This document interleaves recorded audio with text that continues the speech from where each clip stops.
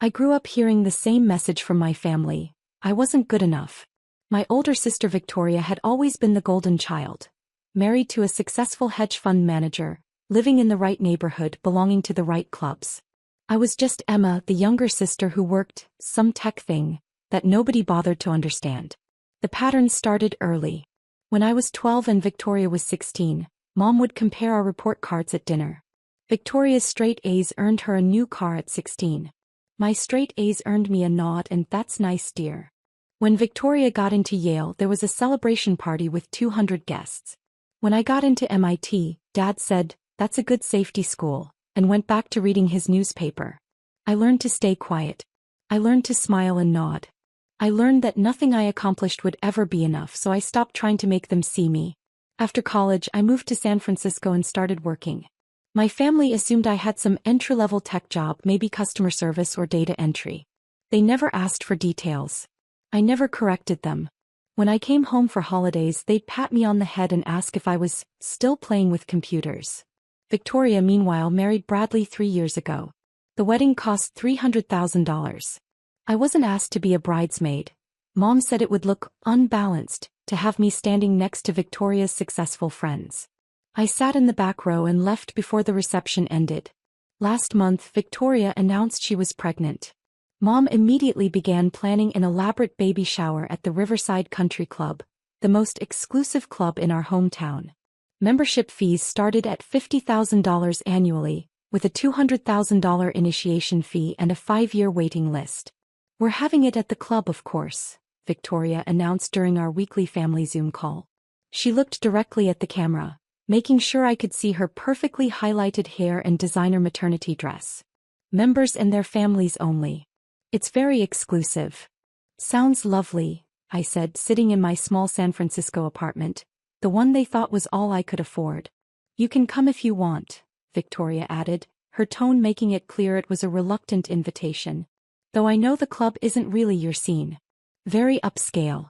Sophisticated." Mom jumped in. "Maybe Emma would be more comfortable just sending a gift, dear.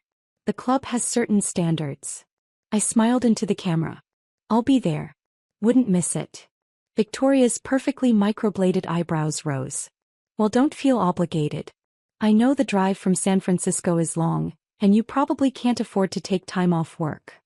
That was 3 weeks ago. I marked the date in my calendar and said nothing more about it. The baby shower was scheduled for Saturday afternoon. I flew in Friday night and checked into a modest hotel near the airport, the kind of place my family would expect me to stay. I didn't tell them I was in town early. Saturday morning, I drove to the Riverside Country Club. The building was stunning. All white columns and manicured gardens, overlooking the 18th hole of a championship golf course. Valets rushed to park arriving Mercedes and BMWs. Women in designer sundresses and men in country club casuals streamed through the grand entrance. I parked my rental car, a modest sedan, in the far corner of the lot and walked toward the entrance. I was wearing a simple sundress from Target, my hair in a ponytail. I looked exactly like what my family expected. The poor relation, dressed in her Sunday best, trying to fit in where she didn't belong. The valet gave me a skeptical look but said nothing. I walked through the marble-floored lobby toward the Magnolia Ballroom, where Victoria's shower was being held. The sounds of laughter and clinking champagne glasses echoed down the hallway. I slipped into the ballroom quietly. About 60 women were already there. Victoria's sorority sisters, Bradley's colleagues' wives, Mom's book club friends, distant relatives I barely knew.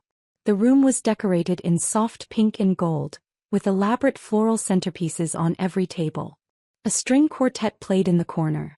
Waiters circulated with champagne and canapés. Victoria sat at the head table on a throne-like chair, one hand resting on her pregnant belly, accepting gifts and compliments like a queen holding court. Mom stood beside her, beaming with pride. I found a seat at a table in the back, next to some distant cousins I hadn't seen since childhood. They glanced at me, looked confused for a moment, then turned away without saying hello. The gift opening began. Victoria unwrapped designer baby clothes, a $1,000 stroller, a custom-made crib. Each gift prompted squeals of delight and photos for Instagram. Mom made sure to announce the price of each item, as if the cost proved how much the giver loved Victoria. This is from Aunt Patricia, Mom announced, holding up a silver rattle from Tiffany. $1,200. More squeals. More photos. More champagne. I sat quietly, sipping water, my simple wrapped gift sitting on the table beside me. I'd brought a handmade baby blanket from a small shop in San Francisco. Cost $80. I knew it would be mocked. After an hour of gifts, Mom spotted me. Her eyes widened in surprise. She clearly hadn't expected me to actually show up. She whispered something to Victoria, who turned and looked at me with an expression somewhere between annoyance and amusement. Emma. Mom called out, her voice carrying across the ballroom. You made it. Come up here and say hello to your sister. I stood and walked to the front of the room. 60 pairs of eyes followed me, taking in my cheap dress and drugstore makeup. I could hear the whispers starting. Who's that? Victoria's sister. Really? She doesn't look like family. I reached Victoria and leaned down to hug her. She tolerated it for exactly 2 seconds before pulling away. So glad you could make it, she said, her tone suggesting the opposite. I wasn't sure you'd be able to afford the time off work. I made it work, I said simply. Mom jumped in, her smile tight. Emma works in San Francisco. Tech industry.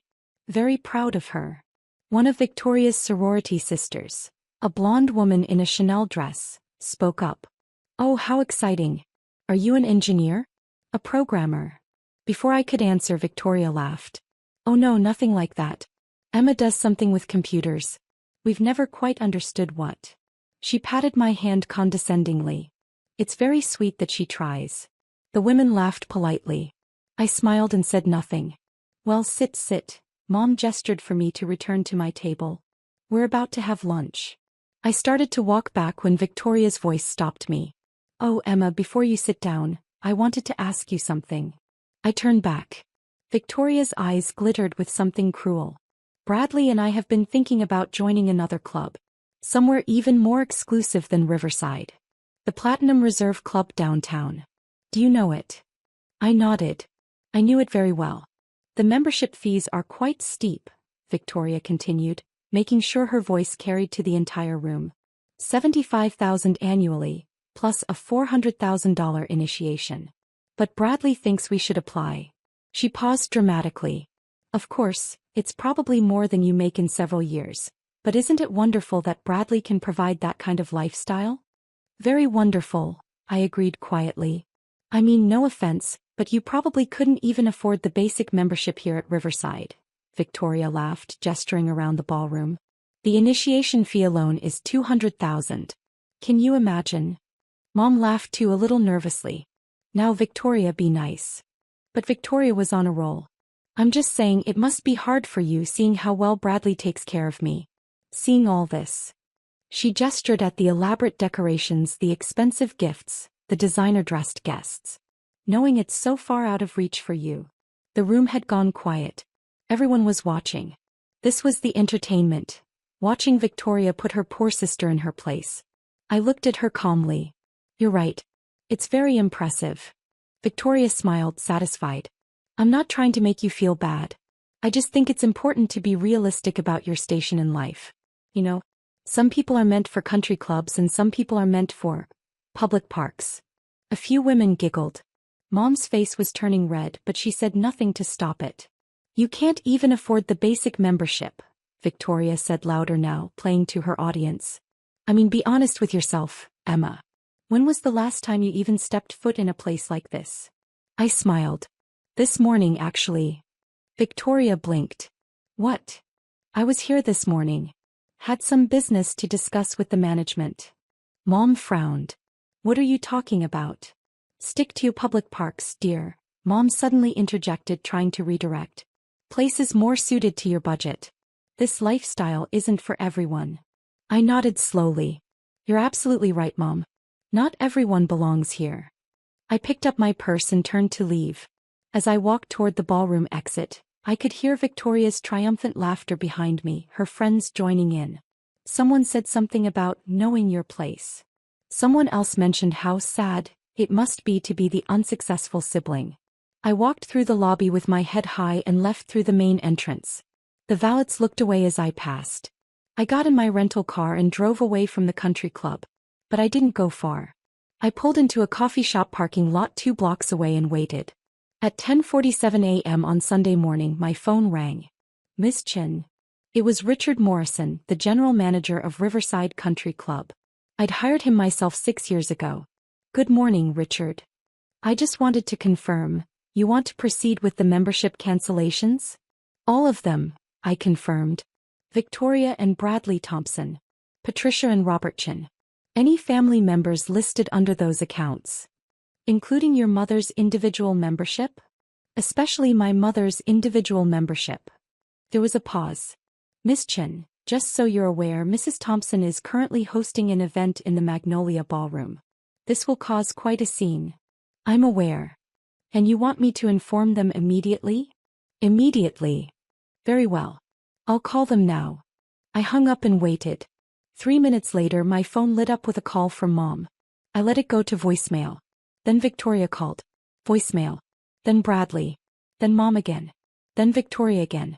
I started my car and began the drive back to San Francisco, my phone buzzing continuously in the cup holder. By Sunday evening, I had 43 missed calls and 67 text messages. I ignored all of them until Monday morning when I was back in my San Francisco office, the penthouse floor of the building I owned in the financial district. I finally called Mom back at 9 a.m. Pacific time, noon in their time zone. Emma. Oh my God, Emma, you have to fix this. Mom's voice was frantic. There's been a terrible mistake at the club. What kind of mistake? I asked calmly, reviewing the quarterly reports my CFO had sent over. They canceled our memberships. All of them. Victoria's, mine, your Aunt Patricia's. They're saying the owner requested it. They won't tell us who the owner is, but this is obviously some horrible computer error. That's terrible, I said, signing off on a $60 million acquisition. The manager, some man named Richard Morrison, he called right in the middle of Victoria's baby shower. In front of all her friends. He said our memberships were terminated immediately and we needed to vacate the premises. How embarrassing. It was humiliating. Victoria was crying. Everyone was staring. They escorted us out like we were criminals. I made a sympathetic sound and kept reading my reports. Emma, you have to help us fix this, Mom continued. You work with computers, right? Maybe this is some kind of hack? Can you call someone? Do something. I don't think I can help with that, Mom. Please. Victoria is devastated. She's 8 months pregnant and they embarrassed her in front of everyone. Her friends are posting about it on social media. Someone recorded the whole thing. That sounds very stressful for her.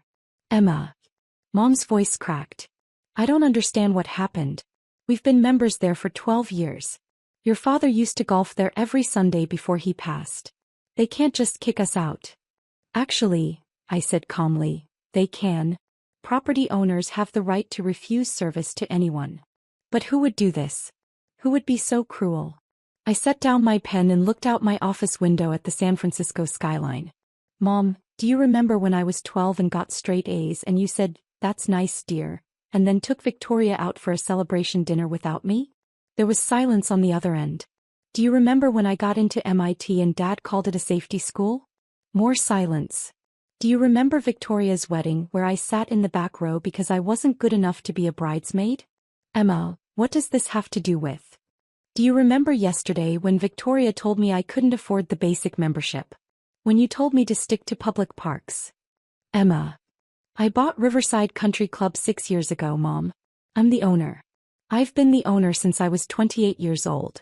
I own 4 other country clubs in 3 states. The Platinum Reserve Club that Victoria mentioned? I own that too. In fact, I own a portfolio of 17 luxury properties, including the hotel where Victoria had her wedding reception. The silence stretched so long I thought she'd hung up. You what? My tech thing that nobody bothered to understand? I founded a software company when I was 23. We specialized in luxury property management systems. I sold that company for $800 million when I was 26. I used that money to start buying properties. Country clubs, resorts, boutique hotels. I'm currently worth about $2.3 billion. I heard Mom trying to breathe. Richard Morrison, the general manager you just mentioned? I hired him. He reports directly to me. When he called yesterday morning and asked why the owner was canceling your memberships, he was asking me. I told him to proceed with the cancellations and to do it during the baby shower. I wanted Victoria to experience just once what it feels like to be humiliated in front of everyone. Emma, please. I'm not finished, I said calmly. The memberships are permanently cancelled. I've also instructed all 17 properties in my portfolio to flag your names. You're not welcome at any of them. Not as guests, not as members, not even for events. You can't do that.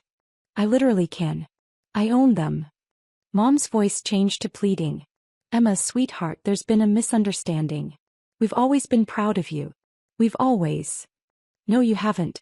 And that's fine. I don't need you to be proud of me. I don't need your approval or your love or your acceptance. I built my life without any of that. Emma, Victoria is pregnant. She's your sister. How can you be so cruel? I laughed, and the sound was bitter even to my own ears. How can I be so cruel? Mom, listen to yourself. Yesterday, Victoria publicly mocked me in front of 60 people. You stood there and let it happen. You joined in. You've both been doing it my entire life. But now that there are consequences, suddenly I'm cruel. We didn't mean. Yes, you did. You absolutely did.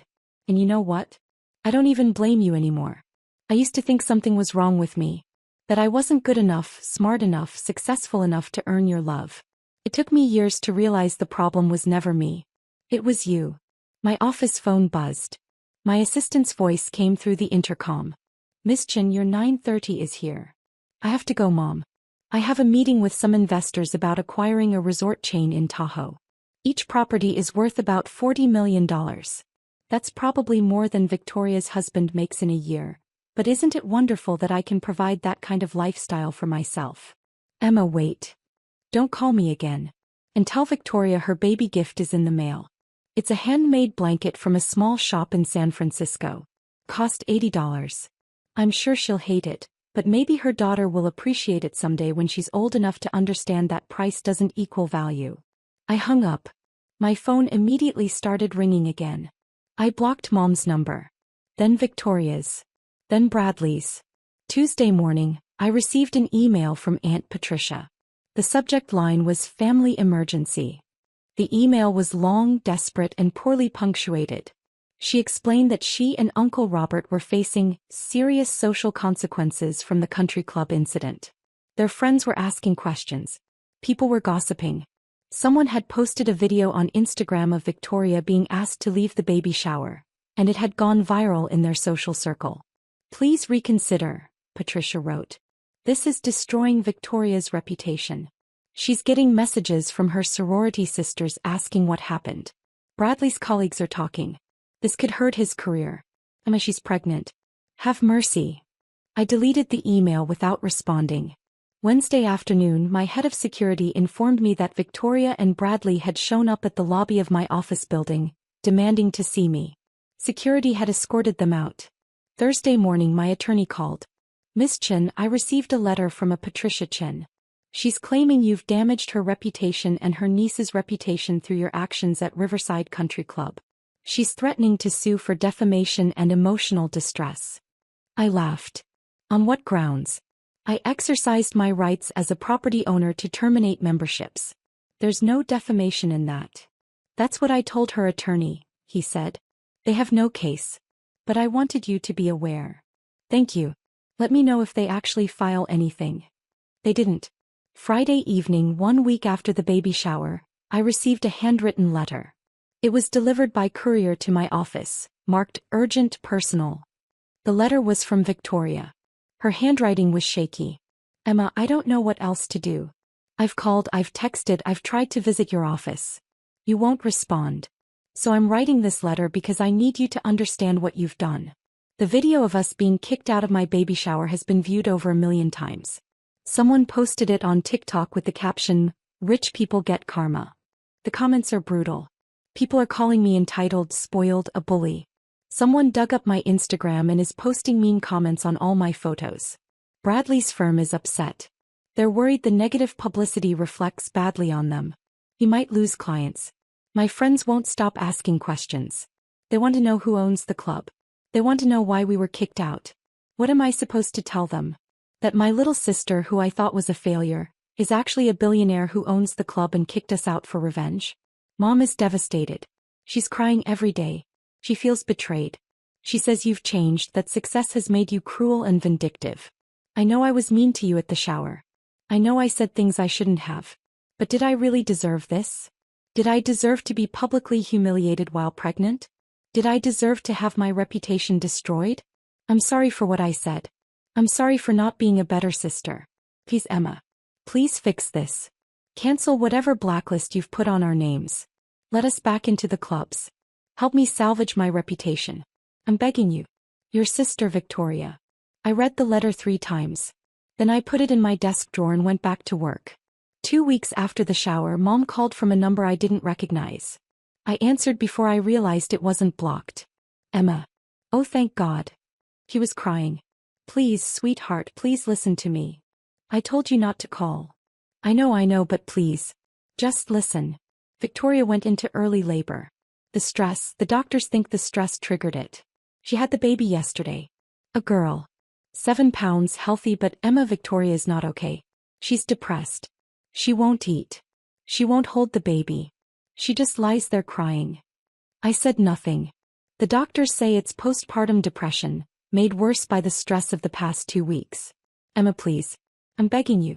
Whatever point you were trying to make, you've made it. We understand. We were wrong. We treated you terribly. But please don't punish the baby for our mistakes. Don't punish Victoria while she's vulnerable like this. I closed my eyes. What's the baby's name? Emma, Mom whispered. They named her Emma. I sat in silence for a long moment. Emma. Mom's voice was fragile. Are you still there? I'm here. Please. Please help us fix this. I don't care about the country club anymore.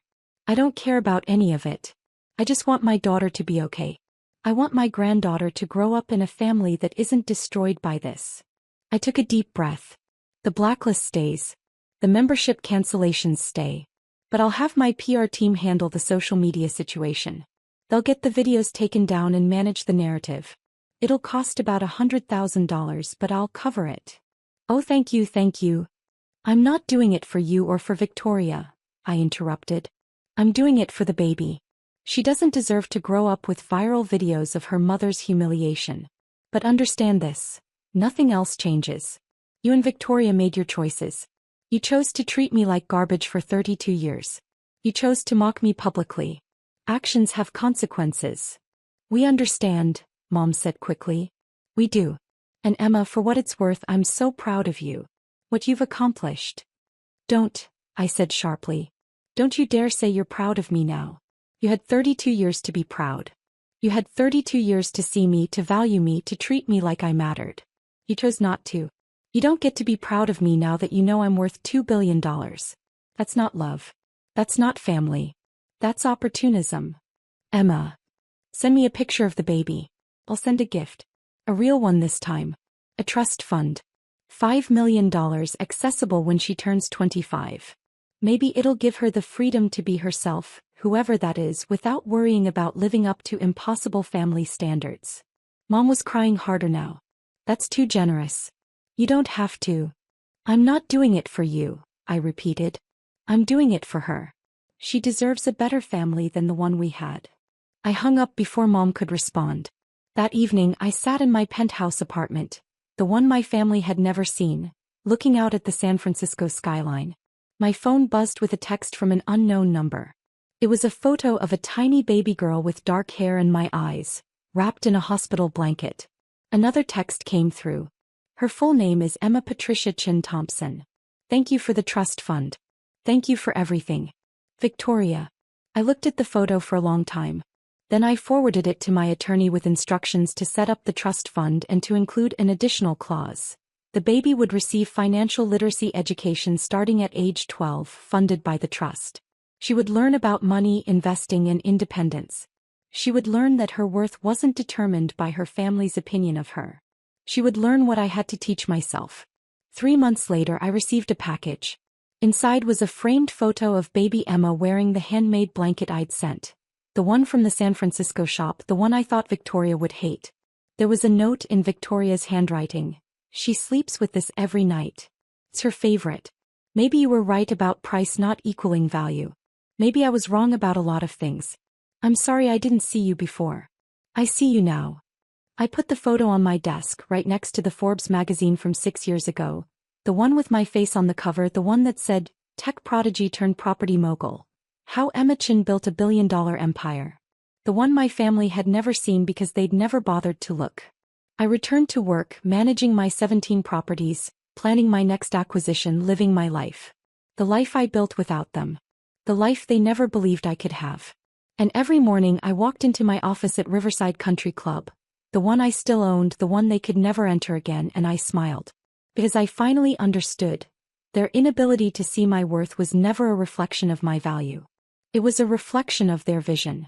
And I didn't need their approval anymore. I never had.